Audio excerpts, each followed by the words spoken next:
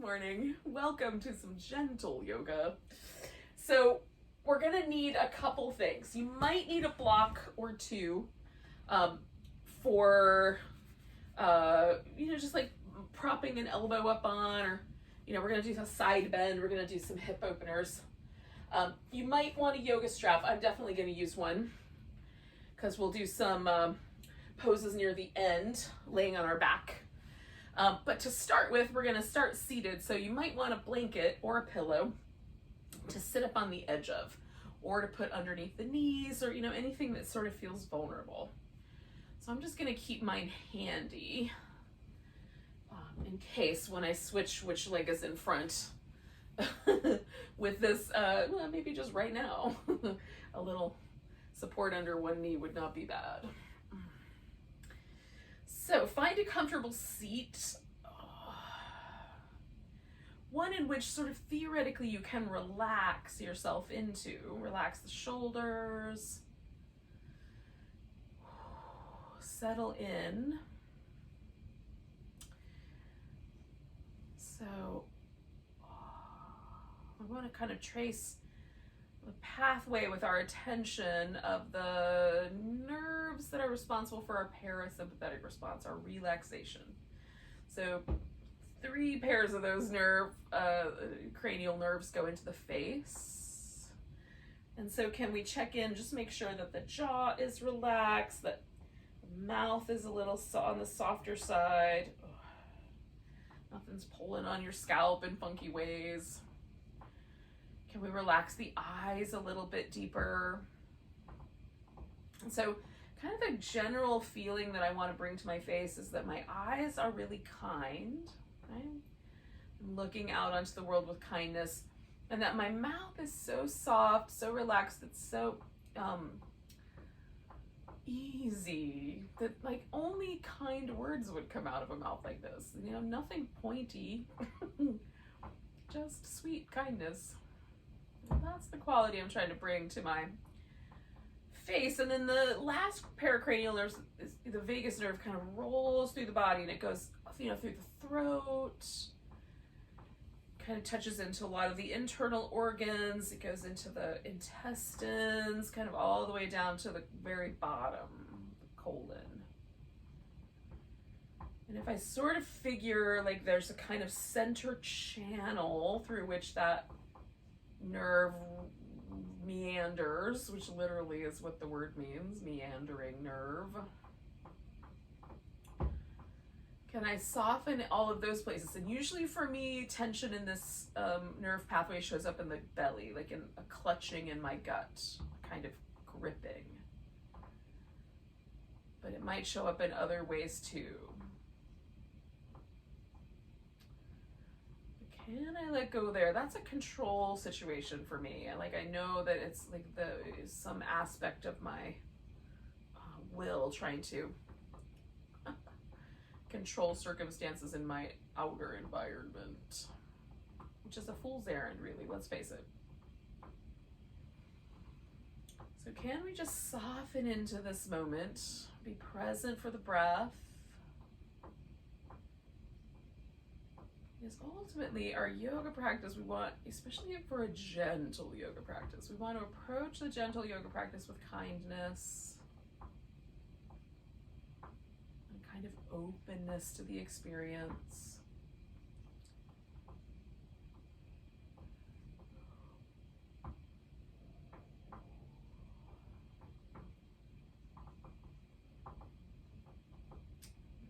Let the chin fall forward. Notice sort of any inclination to let the back round. See if we can keep that out of it. And then I'm going to roll my head sort of like over one shoulder and back to the middle and up over the other shoulder. But if for whatever reason that feels too vulnerable around the neck, you could simply hold a stretch on either side for a few breaths each. Like 4 or 5 breaths each.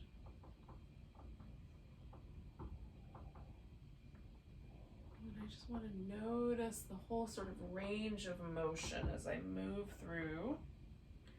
Where are the little vulnerable spots? And For me, the vulnerable spots are pulling right here at my breastbone, collarbone connection, which is a surprise to me. I don't usually feel that there.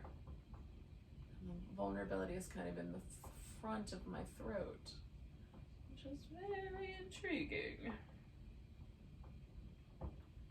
But notice for yourself, like, are there vulnerable spots? Does it feel really nice all the way around?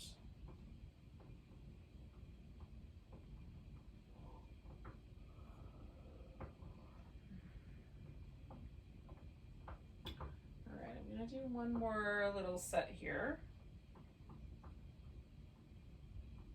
Finish that one off and then one more.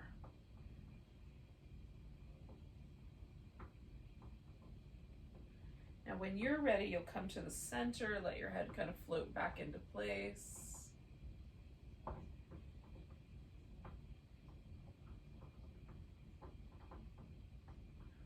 You might just do like a little movement that sort of pivots the skull around right on that little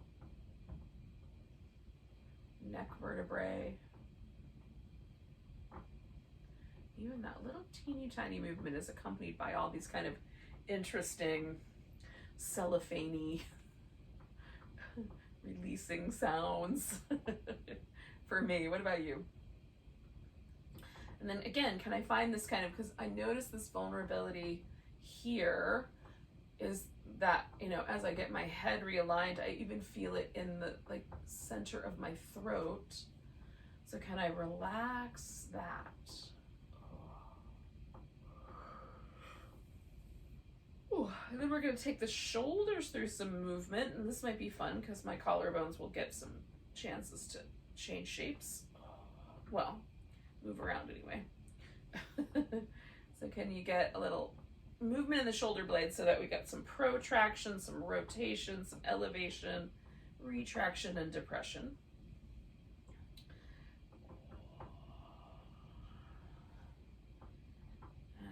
Ready, switch the direction. The same kind of idea with the movements.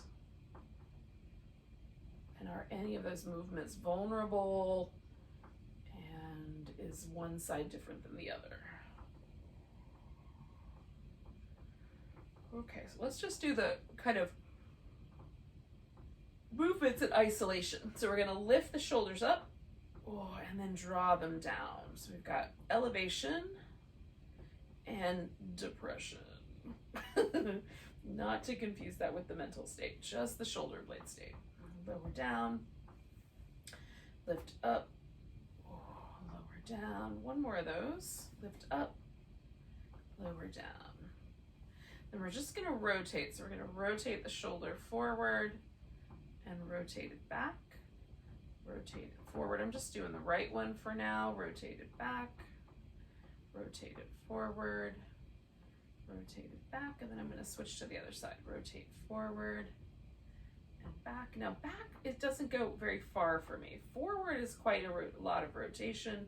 Back just almost feels like it goes into place, right? Notice if that's true for you.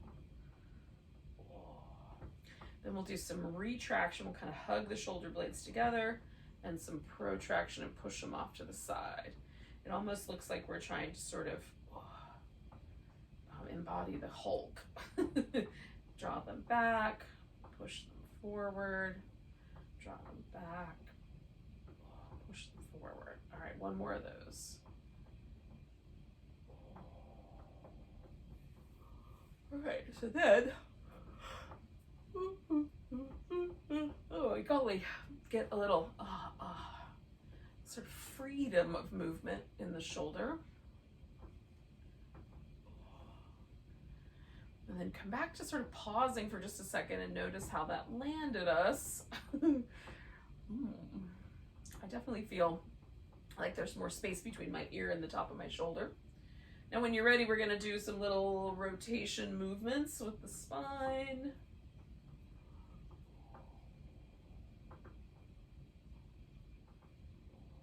And pause in one of those. So we got a little twist happening here, and your hands may want to, reach around. They may not. So Notice if you're leaning out of one sit bone. See what happens if you get a little taller and keep the weight evenly in both sit bones.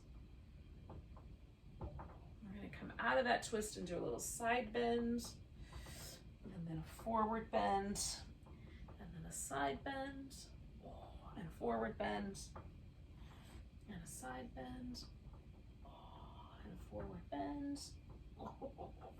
and a side bend. One more time. And then we'll come back straight up through the middle, and this is where we're going to change things. So we're going to switch which leg is in front when we're sitting cross-legged. And for me, it's definitely different. Like, one is much more habitual, although over the years I have tried to even it out by making myself sit in my less comfortable position. I still almost always need a little bit of knee support. All right. Now, once you get settled, go ahead and add the rotations back in. Kind of as free as you could make it to start with.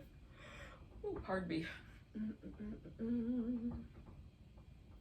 I've been doing yoga since 7 a.m. and I'm still yawning. But I have not had coffee yet. That's probably part of the reason.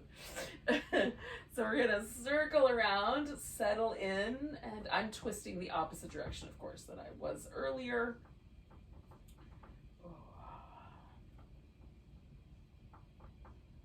And again, kind of finding that center of the sit bones, maybe a little taller in the spine, a little more broad across the chest. It's up to you.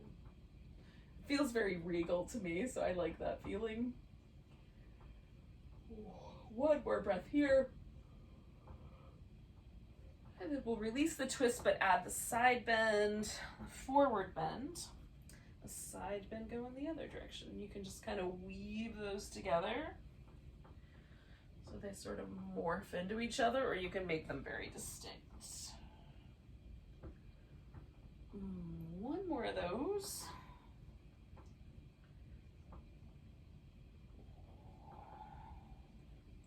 I'm gonna end with that little forward bend. And then slowly bring myself back up.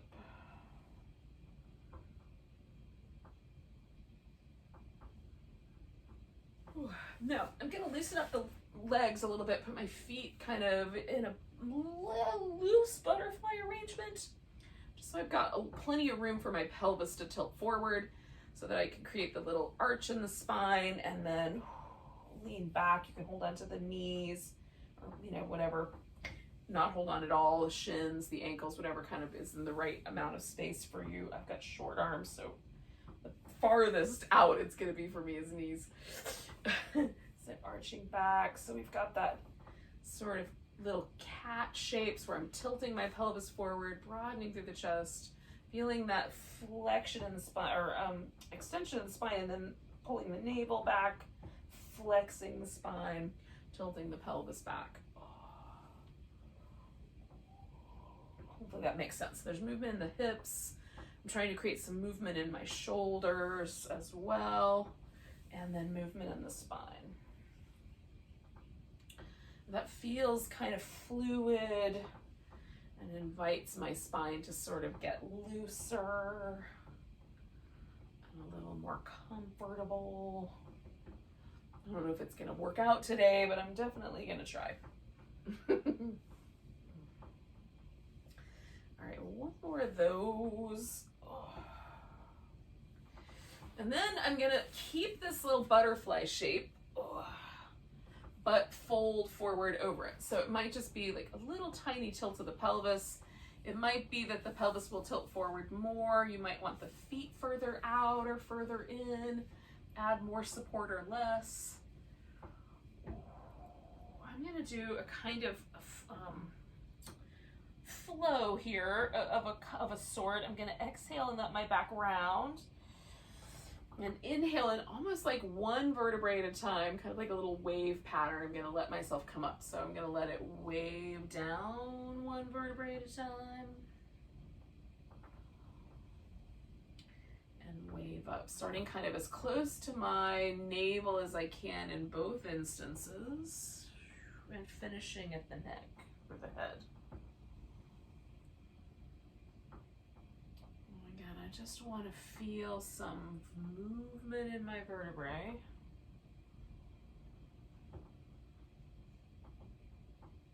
Even if it's just a little.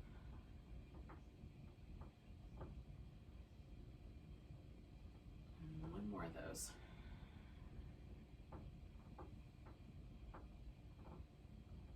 Now I'm kind of ending with that longer spine, so I'm going to come out of there. I'm going to give both my legs a little shake out. Oh. Feels good. Oh, goodness. Ooh. Just any kind of movement feels nice. Right. So we're gonna do some variation of like a cow face. So you could do knees on top of each other. For me, shins on top works better. And you can do like a block up front so that the little, bony ankle joint doesn't have to hang out on top of your poor little inner thigh, inner knee.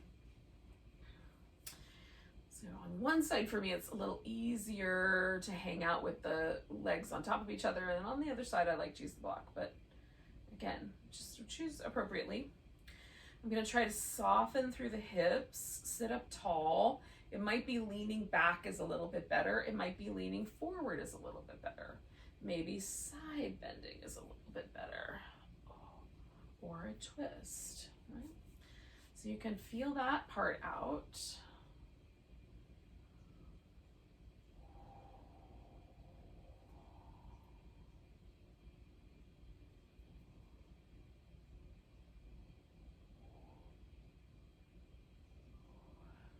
For me, sitting upright feels like just the right amount today.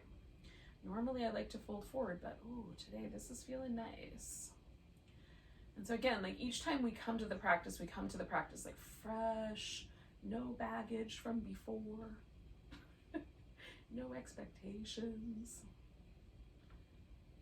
And keep suppose that you may have done 100 times or more fresh, because it's new today. And again, kind of tracing that little pathway of all those nerves through my face, through my throat, down through the inner belly. Am I softly accepting this pose, or is there some part of me that's resisting, kind of pushing back? And there's nothing wrong with that resistance, that pushback. It's just you might want to listen to it. Ease off a bit. All right, we're gonna unwind this top leg. Now this guy's gonna go out straight, and I'm gonna take mine sort of at a diagonal. You can have yours more towards the middle of this whole thing if that seems appropriate. And then I'm gonna turn just enough that it feels comfortable to side bend out over this leg. You can add like some props, to rest your elbow on, or you can grab hold of your foot, or this arm can come up over the ear. There's a couple different ways to get into that. So you can lift the arm like straight up and over. Sometimes I like that. Sometimes I like to kind of swoop it from the side, and it does make a difference. It's ultimately might wind up in the same place, but the way in does sometimes make a difference. You can have more active legs or more passive legs. And if you try both, what do you like better today?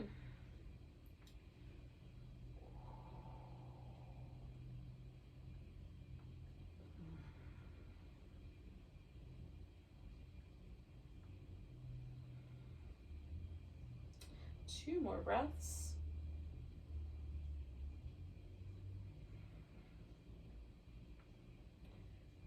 Now I'm going to come out of the side bend. Sorry, buddy, I keep smacking into you. And then I'm going to hang out for just a moment, let everything kind of adjust. Give everything a little jiggle.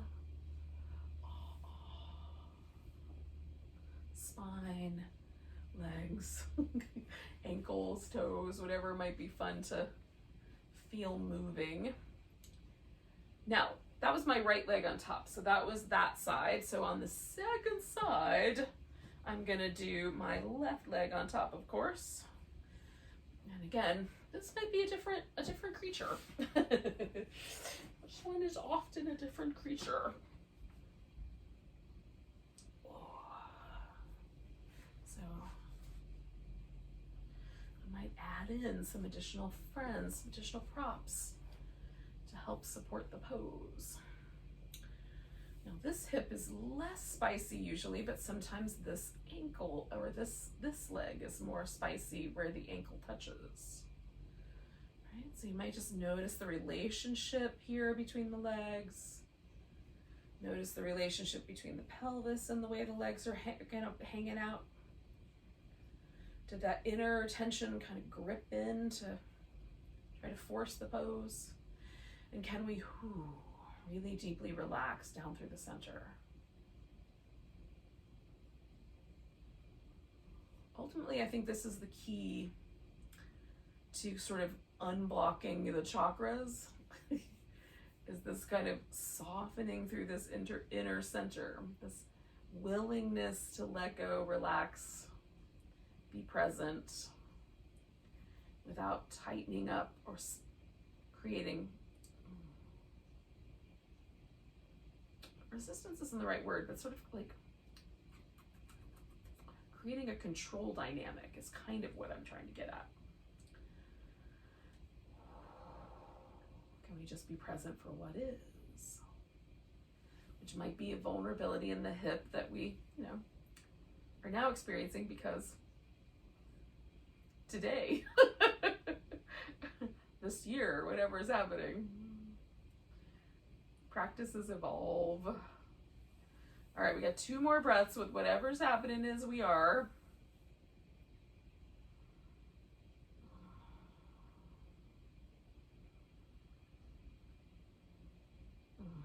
And then we're going to take the pose out a little bit, and then we'll take that top leg out straight. Maybe it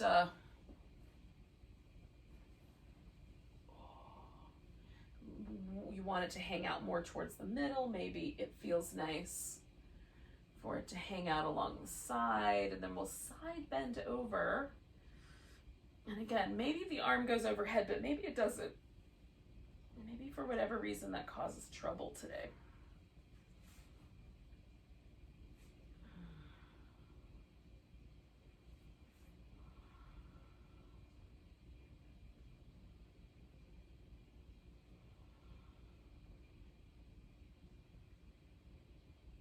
Again, so like noticing, like, did my jaw just tighten up? Did my space around my eyes get harder?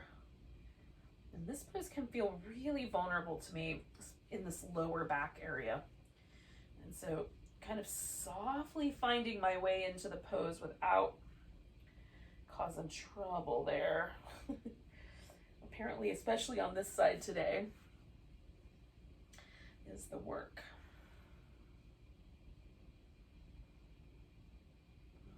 And we'll do 2 more breaths.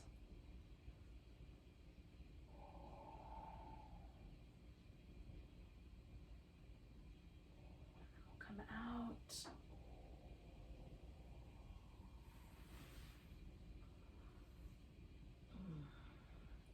And there might be consequences, right? There might be a little bit of a difference in the way the neck feels on right side or the left side.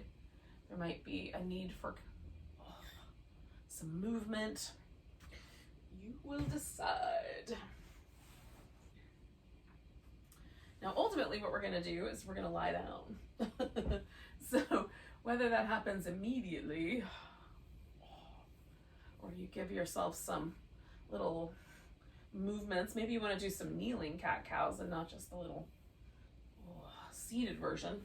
But when you're ready, come to a lying down position, and we're going to need the strap, or you can hold onto your big toe, but should you wish to use a strap, this is where we're going to need it. So just make sure it's easy to reach.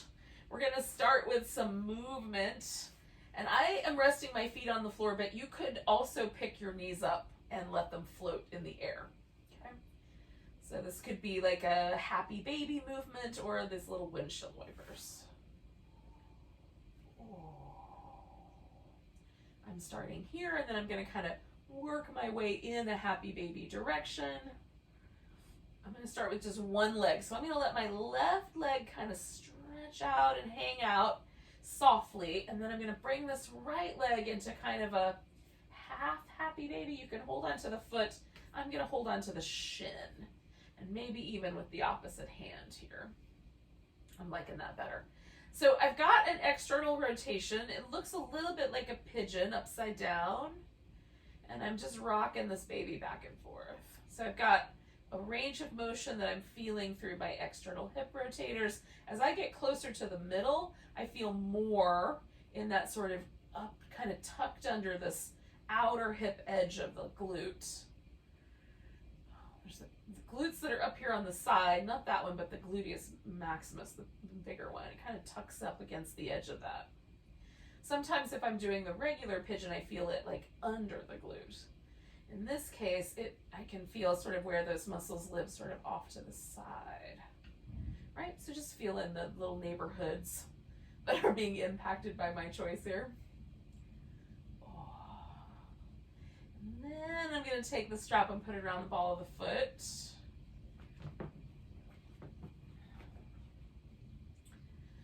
No reason to stop this delightful back and forth movement while I get the strap ready. Okay, now before I come all the way out of that, I'm going to take that to this kind of more typical sort of happy baby spot, sort of like a lunge upside down with the one leg straight. And then I'm going to go ahead and stretch out and get the hamstring stretch involved. Now my strap is really long, so it gives me the opportunity to put it underneath my upper back, and basically it sort of holds itself up. I hold onto the end of it, but I don't have to keep a tight grip. Whereas if I just hold onto it here, I have to kind of hold on a little more firmly with my arm. So again, whatever version you're doing is going to be fine. Just notice the impact. You can do little pivots at the hip. You can bend the knee and straighten the leg. So there can be kind of pulsation to it with the breath. If you prefer to hold the pose a little more static, you can.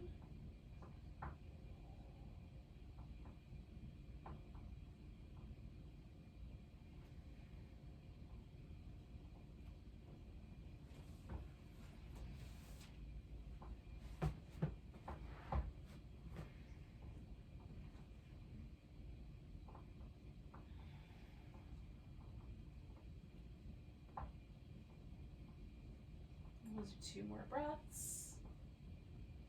And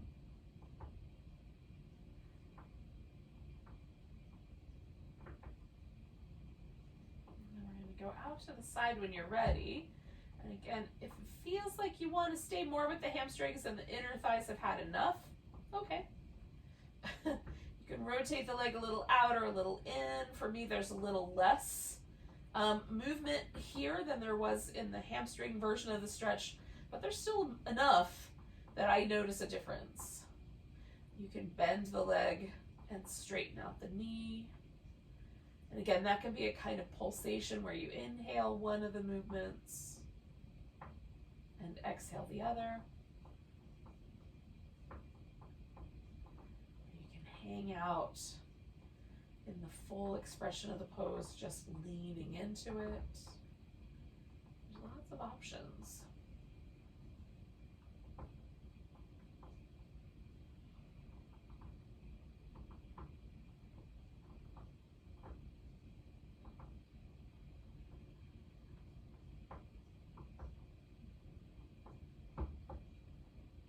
Good, we'll take 2 more breaths.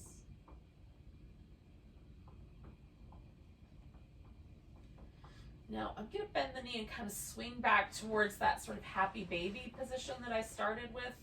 Take the strap off. And then I'm going to let this leg return to the ground. I'm going to come back to both feet on the floor. And I'm going to go back to the little windshield wipers I was doing at the beginning. So if you're up for that, go for that. And if you want, again, you want to bring the knees into your chest and do more of a hug or a full happy baby, do that. So I'm going to let the right leg straighten out. I'm going to bring this left leg up and in. And again, like it's different for me on this side. There's a little more resistance from my right hip flexor to lengthening out. I don't notice as much of the external rotators on this side, although today I'm feeling a little bit vulnerable in the kind of inner thigh adductor area. So that I'm noticing more. Okay, we'll do 2 more of those little back and forths. And again, kind of giving myself a little sort of first, like a lunge, happy baby, stretching out through this right leg. And then extending the left leg for the hamstring stretch.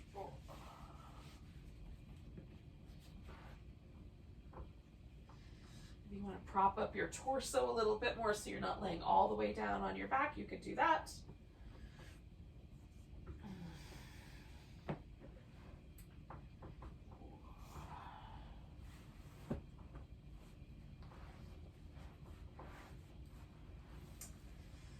Sometimes it helps me to let go a little bit, get away from the stretch, and then come back to it again. You could do like a bent knee or some rotation. There's all that is available,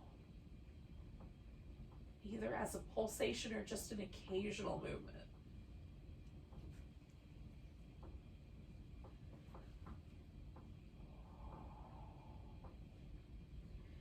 Again, I'm trying to let go in these little areas where I tend to find myself tensing up or gripping with the muscle.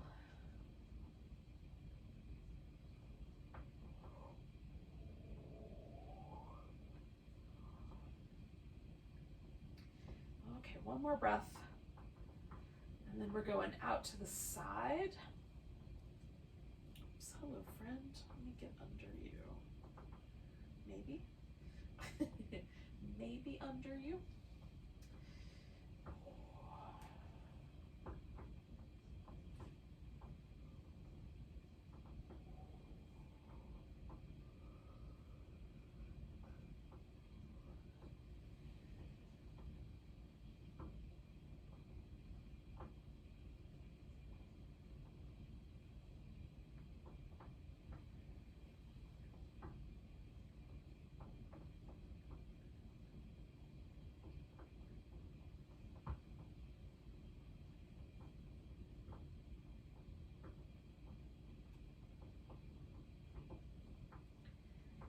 Let's do a couple more breaths.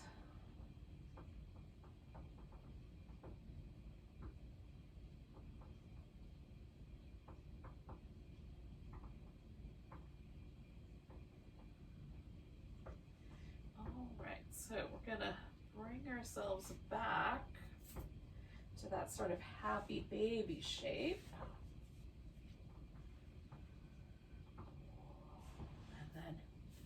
Release the leg, and again we might come back to both knees in or both feet on the floor depending on which version of that you actually did last time or want to do this time.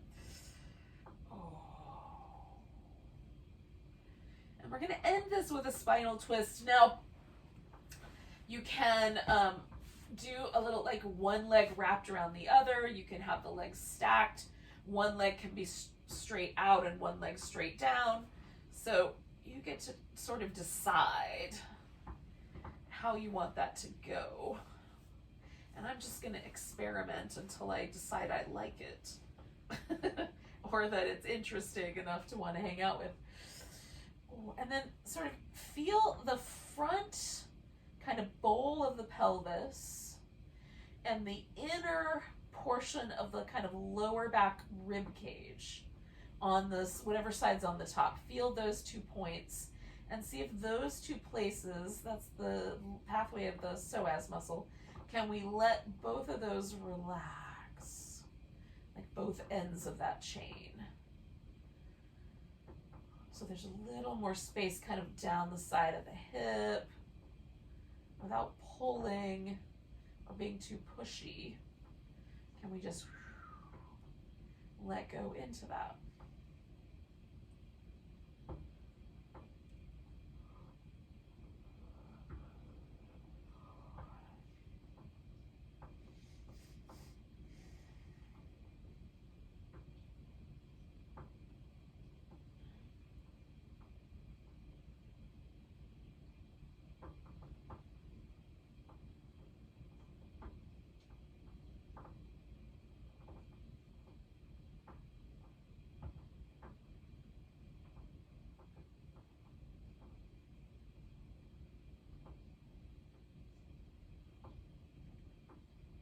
We'll take 2 more breaths.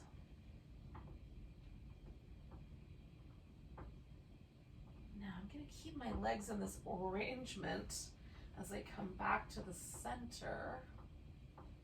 And then I'm going to unwind. And this time I'm going to stretch out, give myself a big long reach. And a little side bend just along that left side. I'm not going crazy, I'm not staying that long. Just a kind of one more release for that left hip flexor. One more breath here. And then releasing that, coming back, I'm going to do the twist on the other side. So, and we might stay a while, so again, feels nice to hang out. And again, sort of first experiment with the way you want your legs to hang out or relax or work with. You know, you might want to work with them very strongly. And then try to feel this kind of relationship between the muscles that live in the bowl of the hip and the muscle that connects up towards the bottom few ribs, lumbar vertebrae, and allow that whole pattern to soften a little, if it will. It's a fight or flight muscle area, so you may not relax that easily if you're feeling a little like the need to fight or flight or bury your head in the sand, whichever version of that. Freeze. Freeze is the word I was looking for.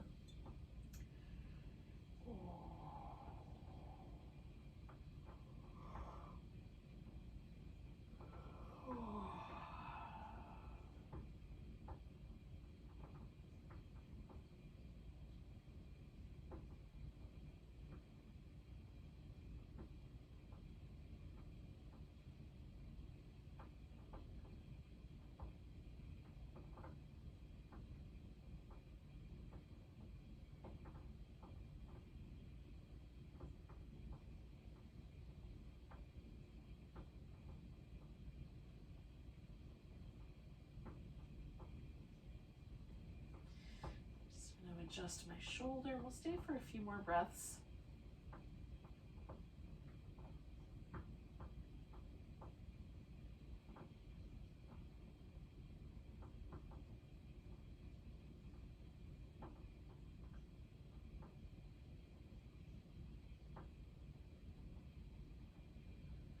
Again, kind of keeping the legs in this arrangement. I'm going to come back to the center.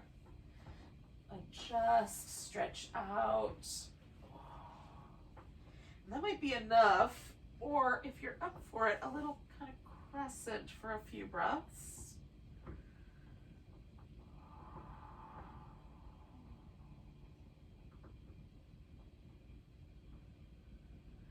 Being kind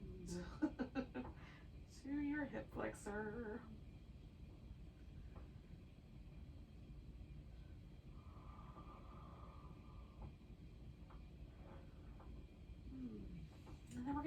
to the center. And possibly, like, your body will be just ready to melt into Shavasana. It's also possible that you'll want to add some other things, blankets, stuff, make it more comfy, more cozy.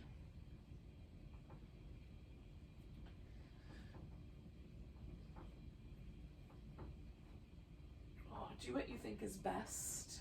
And then let your body relax. And again, maybe check back through those little neural pathways through the face, mouth and jaw.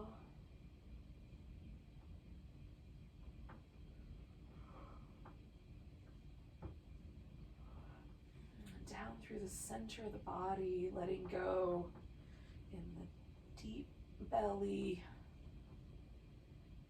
around the heart,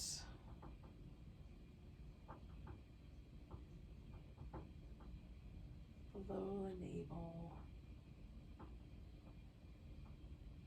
Just everything exactly steady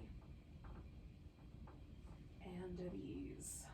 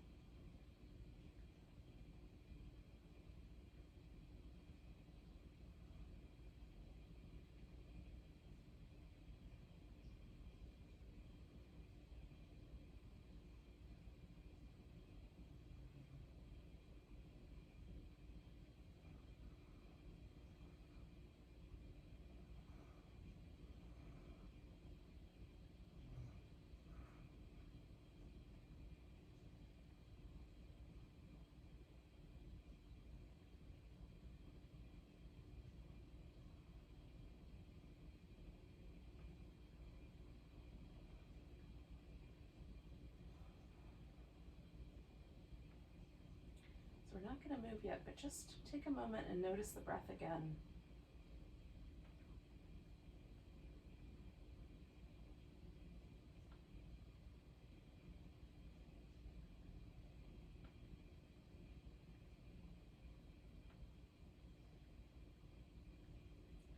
Try to perceive a kind of upward and downward movement of the breath as it comes and goes.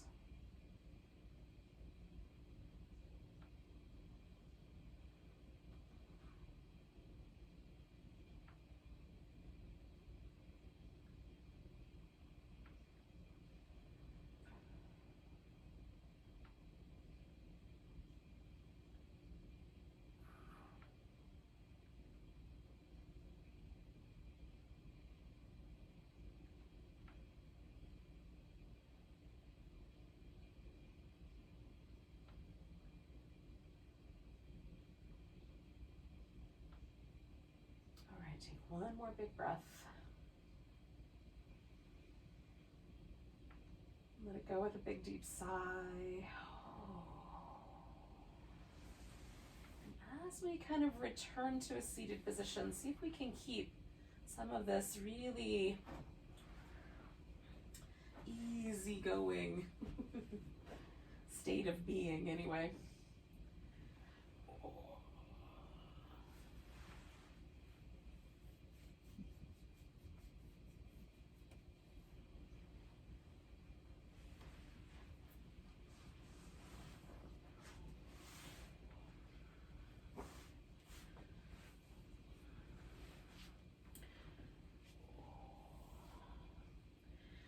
If you haven't done a daily meditation, this might be a nice kind of entryway into that.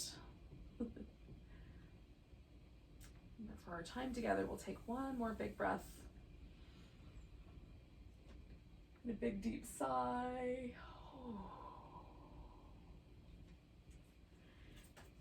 Thank you, yogis. Namaste.